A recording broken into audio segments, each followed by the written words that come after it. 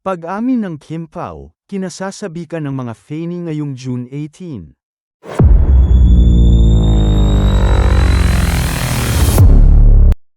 Kaloka, ang daming nag-aabang dito, ha? Sabi nga kasi, aamin na raw ang Kim Pao.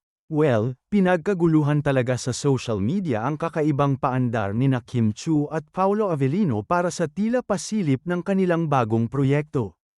Pinag-usapan at naging pulutan talaga yon ng Kim Pao fans. Yes, pinalabas nga kasi na nalik ang sweet chikahan ng Kim Pao na nakapost sa social media ng Dreamscape Entertainment. Maririnig nga sa audio na mistulang pumasok si Paolo sa dressing room ni Kim para pagplanuhan kung kailan ang perfect time para sa kanilang anunsyo. Ano na Kimi, kailan mo ba gustong ilabas? Ako na bahala, next week Wednesday, gusto mo?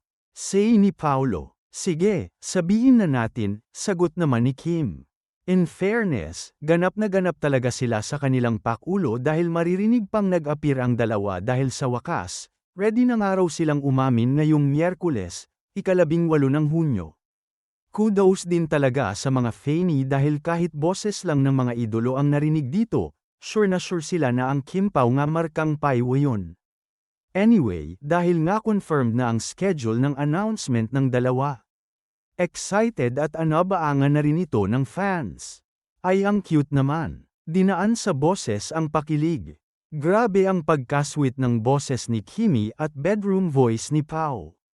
Eya, may bago nang dapat abangan. Komento ng netizen na si Will Mendoza. Ano naman kaya ang dapat abangan sa bagong pasabog ng Kim Pao? Yes, abangan ngayong June 18.